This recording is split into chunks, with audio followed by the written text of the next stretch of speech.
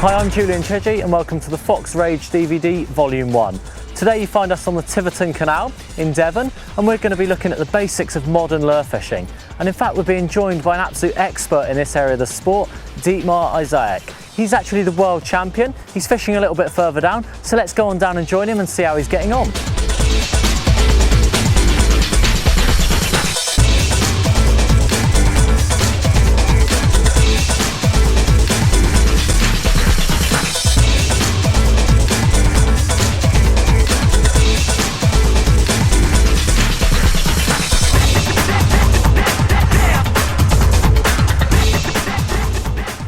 Dietmar, great to see you. Hi, Julian, nice to see you. Excellent, excellent. Now, Dietmar, obviously you're the brand manager for Fox Rage. Do you want to tell us a little bit about your lure fishing and your involvement with the brand? Well, it started about 3 years ago when I started doing this range for Fox Rage, and well, I'm a lure designer for many years, did a lot of soft baits and hard baits for various companies, and now I'm very, very happy to do all this for Fox. And well, it's something very interesting to make your dream or get your dream come true with your designs and everything like that. Excellent. Must be really satisfying when you hear of anglers catching on your products. 100%. And I understand you're the world champion lure angler as well. Yes, I am. Together with my wife, in 2002 we won this big event in France, in Bordeaux, with some beautiful pike and some nice zander, and yeah, I'm still a world champion in lure fishing. You're correct. Excellent. Okay, so the world champion with us today. There's probably no one better equipped to help us find a few pike along this canal. So should we go and give it a go? Definitely. Excellent. Okay, let's make a start.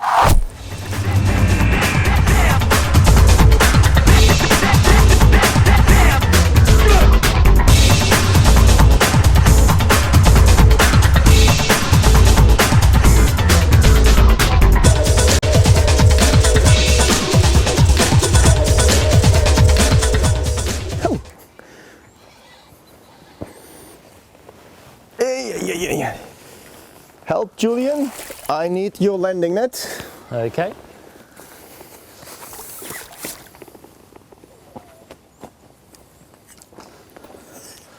There we go. I'll make it a little bit easier off the wall there. Perfect. In we go. Good. Excellent. If you hold that, I'll just grab the unhooking mat. Do that.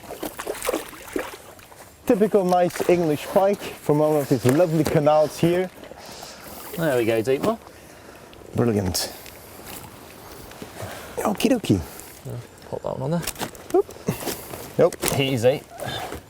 He's a lively little fellow, isn't he? Definitely. Just in the morning. Yep. Yeah, quite. Just woken up. Just woken up. There we go. Oh, come on. Perfect. I'm on the first cast of the day as well. Excellent. Okay. I think one of the things that goes to show as well is obviously, you know, you've only had a few casts here. Yeah. That sort of short session, literally just got out the car, a few casts at the start of the day, and he's caught a fish. I mean, that's something that you could do on the way to work, on your lunch hour, on your way home. So really kind of fits for people that don't necessarily have a lot of time. Correct. Excellent. This is modern lure fishing, as it should be. Indeed. Dietmar, I can see you've laid out your lure fishing tackle here. Yes. Do you want to talk us through the key points of what you use for your day-to-day fishing? Perfect, no problem at all. Well, this is in fact the type of material I'm using for the daily street fishing or bank fishing, you know. A very light rod like the Ultron one here in 7 foot, in combination with an Ultron reel. Here's some braid on it. A soft steel, very important to fish braid with lure fishing. Okay, so what's the advantage of using the soft steel braid over a normal nylon line? Well, important is, first of all, you have a very thin line with a lot of breaking strength, and you have nearly no stretch at all. And that makes it easy to feel the lure in a better way, and when you get a strike, it's like, well, it's dynamite, it's great, you know, you feel the hit, it's perfect, you know, you like as a lure angler. Excellent, excellent. You've got a landing net here as well. Definitely. You need a landing net because you never know where exactly you can land your fish, and that's the reason also a telescopic one in combination with rubberized mesh. I noticed the mesh was a little bit different there. What's the advantage of that particular style of mesh? Very simple. You do not harm the fish because it's better for the fish, and it's also better for your lures because all the hooks will not stick into the mesh.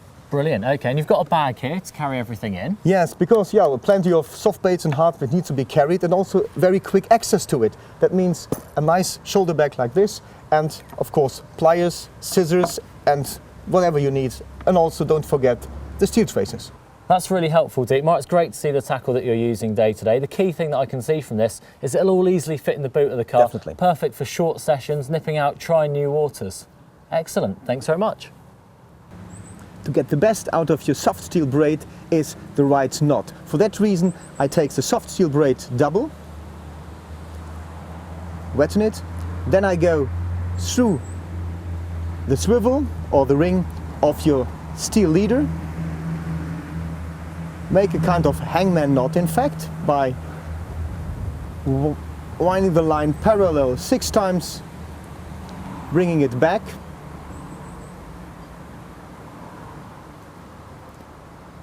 and then tighten it like this.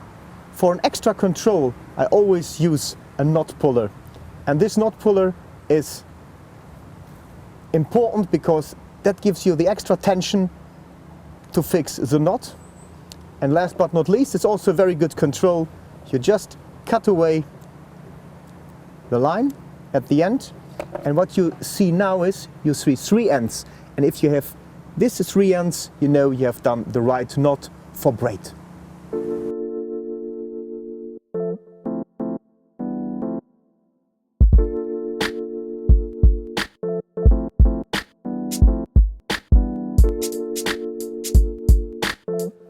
I like also the narrow part because here's quite deep water. It's a good like a pinch point, an ambush point for the predators. There used to be a railway line underneath the canal here. Ah, okay. That's what this is here. That looks great, especially over there when you have all these ambushes. Trees, yeah, definitely nice. Perfect cover. Condition. There was a kingfisher. Yeah. Little bird. Lovely to see. Yeah, almost every time you come down here, you normally see the kingfishers going up and down, up and down. Oh, lovely.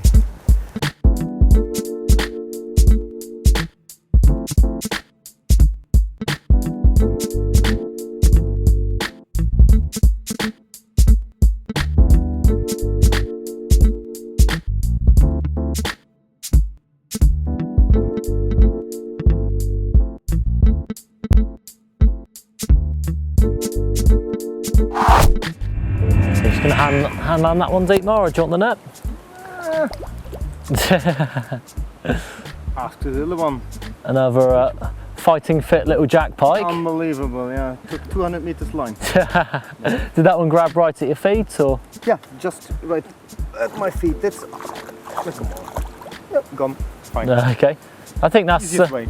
Definitely. I think that's quite a valuable lesson for people trying this area of the sport for the first time as well, to keep your eyes open, look behind the lure for anything that follows in and grabs at the end. I guess from a pike's point of view, it's a natural instinct as well to kind of herd it against a feature where it's easier to catch a prey fish. So. You're 100% right. And in that case, normally I was about thinking, well, changing the lure, because I think the water here is a little bit more darker, probably also from the shadows from the trees. Yep. I was just about thinking to go to a more brighter color, and I just did this way 1-2 times, and then I saw the little one coming behind and grabbing the lure, you know.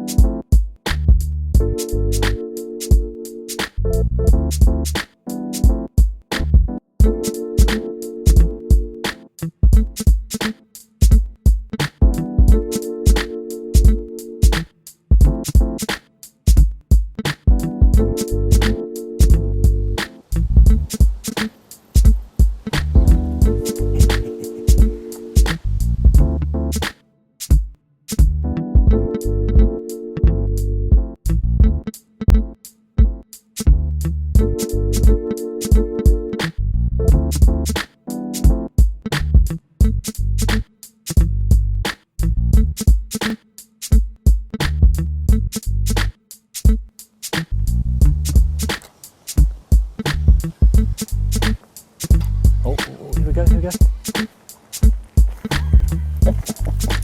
No, gone.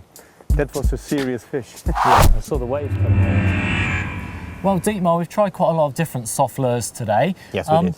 For someone who's new to the sport, it could be quite confusing with such a variety out there. What would you recommend for someone who wants to try this for the first time? Well, I would recommend a shed like this with a swim tail, Okay. which has a lot of vibration in the water. It's easy to fish, so you can jig it or you can spin fish it. And a good size is a 5.5 version like this. Catch nearly everywhere the pike, get some big perch, and if you have zander, they love it as well. And we have made a ready rig packed where you see 2 lures in it. Both are together with a jig head, with 2 extra traces. So if you buy a pack like that, you only need your fishing rod and your fishing reel, fishing line, and you can go fishing, no problem at all, you know. And we also made sure that the hook size, as well as the weight on the jig head, is 100% attached to this, so you can easily fish it without being too scared that it's too heavy or not suitable for my swim or whatever. So that's a nice sort of universal size that will cover most applications for definitely. UK fishing. Of course. And most importantly, when you're fishing for predatory fish, I see we've got a couple of wire traces in there as well. I will show you. With good quality fittings as well, which is obviously absolutely vital. 30 centimeters, long enough, and a good snap. Excellent. Strong swivel at the end. What else you need? Brilliant. And we've got those in some really good patterns there. We've got Yeah. the Fire Tiger, which is obviously suitable for certain conditions. You've got a very natural pattern. Yeah, definitely. As well This is good. This is roach. I love it really when the water is very clear water. This is for the very dark water and for circumstances where you have clouds and it's rainy, miserable weather. Perfect color for that. And of course, the good old rainbow trout. Indeed, ever reliable. Yeah. Excellent. Okay, so we've got the Pro Shad packs here. Perfect for those of you that want to try soft bait fishing for the first time. Recommended by Dietmar. You're not going to get a much better recommendation than that. So I think we're going to get back out there and see if we can catch another one on them. Yes, we do. Well, it just goes to show that with modern lure fishing methods, they're not all monsters. I'm going to slip the hook out of this one and pop this one back. One of the great things about a lot of the modern soft lures as well, just with a single hook, makes unhooking far more easy than with lots of trebles. Going to pop that one back. Hopefully in a few years we'll bump into this one again when it's a 20 pounder.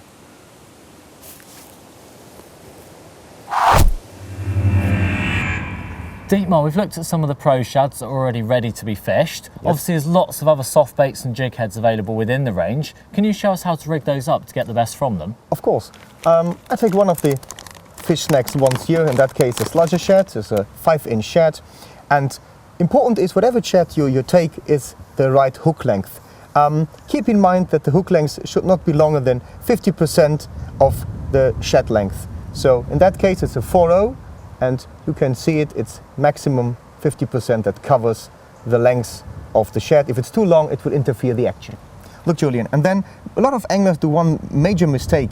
They go with a jig hook in the middle of the shad, and what they create is only a very, very little gap. So if you just imagine this is now in the shad, so the outcome will be that. So you see, you have only a tiny little gap on front, but what I want to create is a very big wide gap. That means if I hook the fish, it's much easier to unhook him later on, and it's 100% safe in the mouth. I'm guessing that will help you stop you from missing takes and losing fish as well, because you've got a much bigger surface area of hook exposed. Correct. Okay, so how do we actually thread that on then? Okay, I go a little bit more to the top, okay, about here, let's say 15% away from the back of the shad, put it in, and then I thread it through. Look, Julian, now we know the right place where we put the jig hook in, and now it's important to get it on the right place out. For that reason I put it in my hand, as I did before when I determined the right hook size.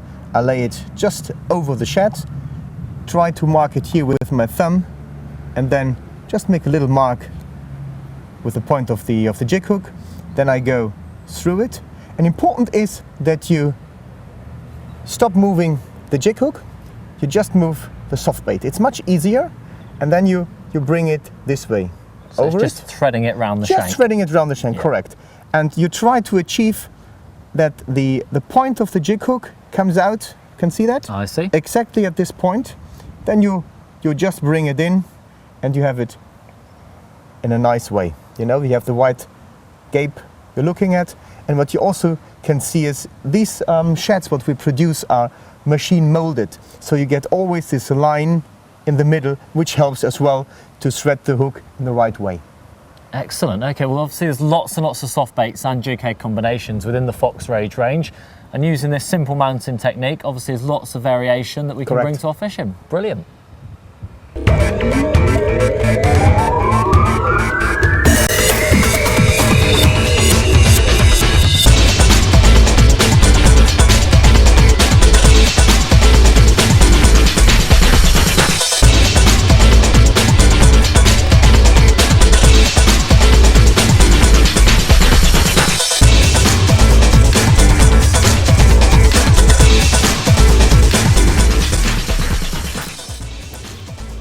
Well, we're just trying out the new versions of the Fox replicant. Just seeking a bit of cover under the bridge here. Typical place where you'd expect a predator to be. Tried a little perch pattern. You often get perch around bridges, obviously being predators themselves, and this little pike couldn't resist the replicant. Not the biggest pike ever. Now we're using the rubber meshed landing nets here, and for those of you that are new to lure fishing, these are really helpful because the hooks don't snag up like they would on a normal mesh. They're really easy to pick out afterwards. So we're just gonna grab the pike underneath the gill cover, and then we've got a single hook on the top of the replicant, which makes for nice, easy unhooking. We can just lift it clear. And like I said, I think that was a bit of a case of matching the hatch. Underneath bridges, you've always got plenty of little perch, and this is no doubt what this fish was there waiting for. So we presented it with what he was expecting to find there, and a lovely little pike was a result. Let's pop this one back, get the replicant back out in the water, and see if we can tempt another one.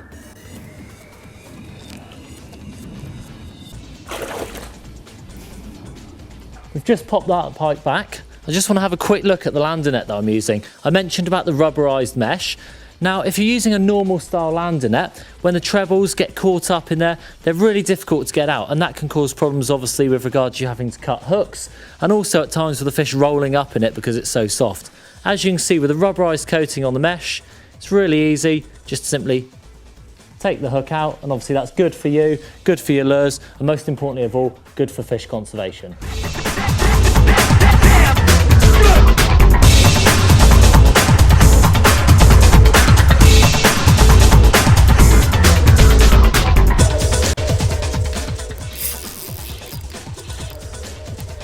Just had another cast beside this bridge on the replicant, and yet again they're doing the business for us. I saw a big wave coming down the canal behind that lure, then just sped it up a little bit. A really good little tip there. Obviously if a pike's chasing a prey fish and it sees it, it's going to try and get away. So a really good little tip, a good trigger to get a bite is just to speed up the retrieve, and that works in this case as the pike accelerated and absolutely nailed that lure. Now this, I'm just going to bring this onto hand, lift it out so we can have a look. Again, you can see how confidently the pike's taken the soft bait, and with soft baits, that is one of the really big advantages, is the fact that when the pike grab them, they don't let go, which means you get good hook holds, and as you can see, stunning little pike. They're not huge pike, but great sport and really accessible fishing for people to try on short sessions. It's what modern lure fishing is all about.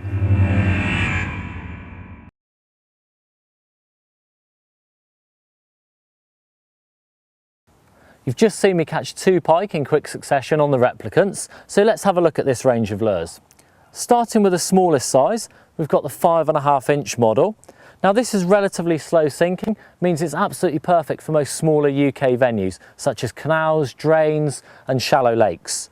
For those of you that fish rivers or slightly larger still waters, you might want to check out the 7 inch version. Now you can see inside this model here, you've got lots of lead on the inside of the belly there, which means it will get down and fish at the correct depth, whether you've got heavy flow or a deep water.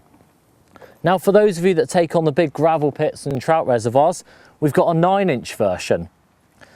Now as you can imagine, with a big paddle tail like that, it's got a big profile in the water, goes over on its flanks as well, big flashes of colour, and for the really big pike, this is an absolute killer. Now we've also got something a little bit different in the form of the replicant twist. Instead of a traditional paddle tail, we've got a curly tail. Now, curly tail lures have proven themselves to be great catchers of pike, and this one is no exception. And underneath, to make it a little bit more snag proof, we've put a blade instead of a treble hook. This means that you can actually pull it through quite dense weed cover and lots of those type of places where pike love to hide without it getting snagged up. Let's have a look at the colours as well. We've got some new colours here. We've got natural patterns for clear water situations, such as a stickleback. We've got a very natural roach pattern. And another one, particularly for clear water situations, would be this. This is a slick. Now, a lot of people are put off by a green colour lure. Doesn't seem maybe the most natural, but for those people who've been fishing the trout waters like myself over the last few years, this is a really big edge and a proven winner at catching the biggest pike. If you're faced with coloured water, we've got rainbow trout with a neon pink stripe down the middle. And last but by no means least, we've got fire tiger. What I'm going to do now, we're going to get one of these clipped on, cast it out and show you how they work in the water. There's two retrieves that I use for the replicants. Firstly, in shallow water, it's a case of just keeping the rod up at around 10 o'clock and just continually twitching, almost vibrating the rod, and that just creates a lovely flanking action, and it's perfect for bringing the lure up in the water over the top of the weed. For deeper water situations, when it hits the top, I count it down with my finger on the braid until it hits the bottom, and this means that if I get a take on the drop, I can feel it. Then it's just a straight retrieve that brings it up away from the bottom and then let it fall again. As the lure drops, it curls round and round like that. The big paddle tail kicks out plenty of vibration, and very often predatory fish follow it down and grab it just as it hits the bottom. So do keep your eye on the line, because sometimes you get takes on the drop. Now, that particular retrieve has been really successful for me. In fact, my personal best, 32 pound 14 ounce, actually fell to that retrieve. Been lucky enough to catch 14 pike over 20 pounds on the replicants now, so a really proven big fish lure and a personal favourite of mine. Now, the tackle to fish these swim baits, I've been using with the 5.5 and 7-inch replicants, the Ultron spinning medium lures rod, 8 foot, perfect for bank fishing situations, and this is twinned with the Ultron reel and 20 pound soft steel braid. When I'm going up to the 9-inch model on big reservoirs and gravel pits, I use the Ultron spinning big lures, again an 8-foot model, the same reel, but step up to 28 pound braid to deal with the casting of bigger lures, big fish and snags. I've been working really hard on the new replicant range, and now you're going to see a little extract of some filming that we've done during testing on the River Wye.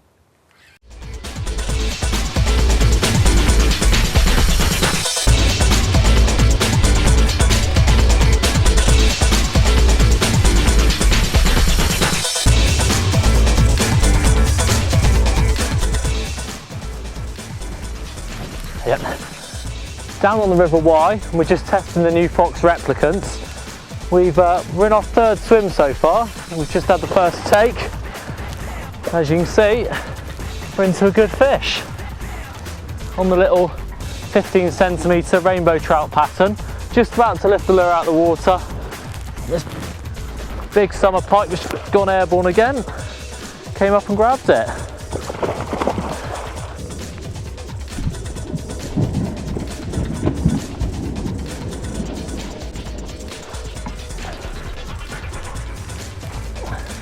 And in it goes, cracking fish. Just leave her to rest in the net a second while we get the unhooking gear out. Those of you who like to do a bit of lure fishing will probably be really pleased to hear that the Fox replicants are back. And here's the first victim, lovely double figure river pike. Just gonna slip her back now.